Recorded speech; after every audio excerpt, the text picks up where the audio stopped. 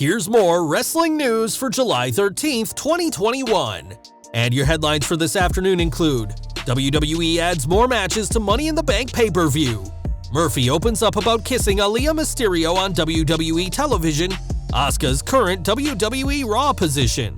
WWE officially changes names of former Retribution members. Photo of WWE production truck in Houston. WWE schedule for return to touring. Released WWE wrestler says WWE absolutely affected his love for wrestling. Released WWE wrestler confirms why WWE canceled Raw Underground segments. AEW signs another star to a full-time contract. Why Vince McMahon keeps popular pro wrestling term on WWE banned words list. Darby Allin shuts down Jackass 4 rumors.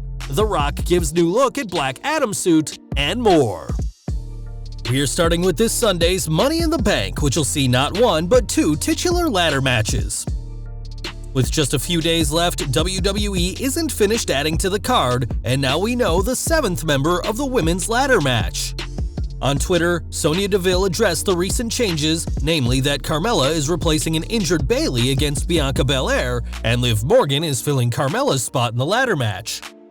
Deville added that Natalya has now been added to the match, which will be her 5th time in the ladder match. In fact, Natalya has the worst record in women's ladder match history, having lost all 4 matches she's been in, and we're sure the women's tag team champion is looking to break this streak this Sunday. More from Money in the Bank now, as another title match has been added to this Sunday's card. During this week's Raw, it was confirmed that Raw Tag Team Champions AJ Styles and Omos will defend against the Viking Raiders, a day earlier than their original title match, which was planned for next week's Raw. This move is possibly due to the SmackDown Women's title match being moved off the pay-per-view card, and we'll have to see if the Raiders can end the 93-day reign of the champs. In June this year, Buddy Murphy was released by WWE after a strange time on the company's main roster. In 2010, Murphy was in one of the hottest angles on SmackDown as part of an on-screen relationship with Aalyah Mysterio, which ended very quickly, and the daughter of Rey Mysterio hasn't been seen since the angle was abruptly dropped. Speaking to Chris Van Vliet this week, Murphy was very open about his on-screen romance and admitted that he wasn't comfortable with their public displays of affection. "I wasn't comfortable kissing Aalyah. I did that because it was my job and it was going to create more drama in the story. Originally, there was no kiss scripted and they went to talk about Vince about something and they came back and I'm sitting there and pitching it to me and it was kind of like weird, but then they're like, and then you kiss her. I thought they were joking. I looked at the producers and they were serious and I'm like, no way, how did you come back with this? Because my whole thing was that I had to play it very, very carefully, especially the timing of the situation, right?" Murphy added that for their story, she had to pursue him, as he's far older than her, and having him pursue the much younger woman would have been awkward to say the least. Murphy also discussed the text messages between the two, where Aalyah wished him a happy birthday, saying that fans latched onto it and Googled how old he is and how old she is. When Murphy asked WWE what Aalyah thought of the age difference, he was told by management that she's cool with it, as was Rey and the entire Mysterio family. We can only wonder what this angle would have looked like had Murphy not made it clear that he didn't want to pursue her, as it would have looked creepy if he had, though we imagine that whatever WWE had planned for the pair would have been dropped without any explanation. Over to Raw now, and if fans try and remember, long ago, there was a time when Asuka was an undefeated star in WWE, but that booking is a distant memory now. Nowadays, Asuka routinely eats the pin in multi-women matches, having lost her last 3 matches on the Red brand.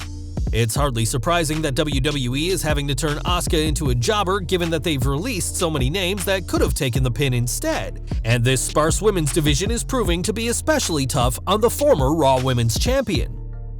It was only a few months ago that the Empress of Tomorrow held the title, which meant she was the very best women's wrestler in the biggest wrestling company on Earth, and we can only hope that some fresh booking and a potential change of brands fixes things for the immensely talented Japanese superstar. At least the Empress is appearing on TV, which is more than can be said for the members of Retribution, as the stable imploded during the Fastlane kickoff show in March. Since then, T-Bar and Mace have stayed together on Raw, and Reckoning and Slapjack were moved to SmackDown, though are yet to debut. Whenever they do appear on the blue brand, the pair will be wrestling under different names, as PW Insider reports that Reckoning and Slapjack are back to being Mia Yim and Shane Thorne, respectively. The report added that this could change if there's a creative idea or direction for them, but right now there's nothing in the works for either superstar. Fans will be relieved that WWE is ditching the Retribution names, which, like the group itself, were mocked incessantly, but even with their old names, this hasn't helped either Yim or Thorne get booked. Fans probably won't see Yim or Thorne at this Friday's SmackDown, but fans will get to watch the action live and in person in Houston, Texas. The first WWE show with live fans in over a year will be taking place at the Toyota Center, and the company is already in the area getting things ready. Several WWE production trucks have been spotted in Houston ahead of this Friday's show, as the wait to return to normalcy is now just days away for the WWE Universe. We've got even more from Buddy Murphy next, as his on-screen relationship with Aalyah was strange to say the least and had an impact on the Australians' love for professional wrestling. In his interview with Chris Van Vliet, Murphy discussed the ups and downs of his career, from being Cruiserweight champion to working with Seth Rollins, and said how losing AOP and Austin Theory from their group only hurt matters more. Murphy explained that the Aalyah angle hurt his love for wrestling even more, as it dragged on for so long before it was cut short and he disappeared in an instant. The former superstar has had a lot to say about his time in WWE, even saying that the company would bring him into tapings to not use him, which he said was like the company rubbing his nose in it. Now outside WWE, Murphy is reportedly a top priority for several promoters when his non-compete clause expires at the end of August, and after so long in WWE and his love for wrestling being impacted, a change in promotion is exactly what Murphy needs.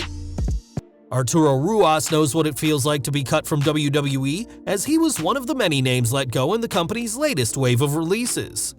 Ruas did get a main roster debut, but it was on Raw Underground, and the WWE's Staged Shoot fighting series was scrapped last fall. Speaking to Wrestling Inc. this week, Ruas discussed the Raw Underground segments and explained that Raw Underground ended because WWE didn't want superstars from different brands mixing, especially at a time when everyone was being encouraged to keep their distance. It makes sense that WWE wouldn't want superstars from NXT and SmackDown to go to Raw Underground, as that'd mean a greater chance of people getting infected and taken off TV. With things slowly returning to normal, we'll have to see if WWE brings back the Raw Underground idea, as the segments prove to be popular with some fans. That said, the segments started because WWE wanted to use an empty warehouse at the Performance Center, and with WWE now heading back on the road starting this Friday, they may simply not have time for wrestlers to tour and compete at the center, even if they wanted to bring Raw Underground back. AEW news next, as it was recently confirmed that Brian Pillman Jr. is a full-time member of the company now that his deal with MLW is over, and Griff Garrison is All Elite too.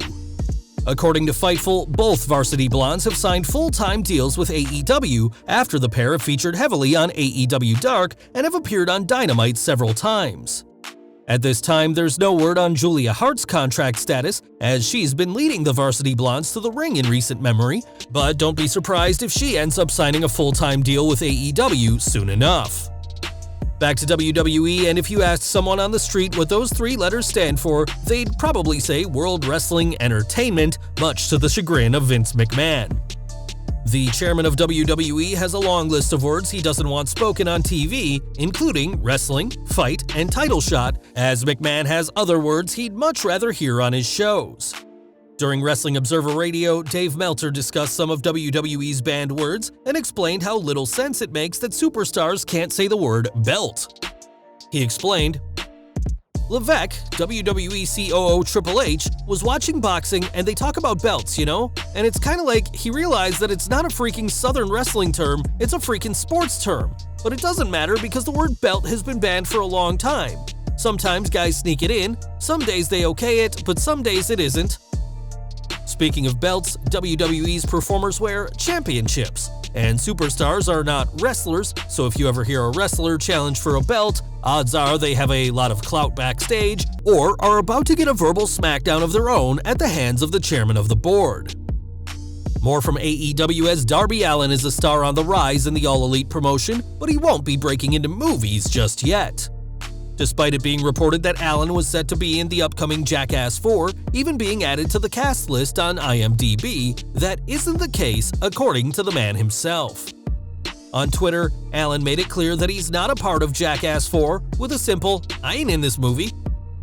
The news that Allin was bringing his wrestling and skateboarding skills to Jackass 4 excited fans, but sadly he won't be in the new movie, which will release this September.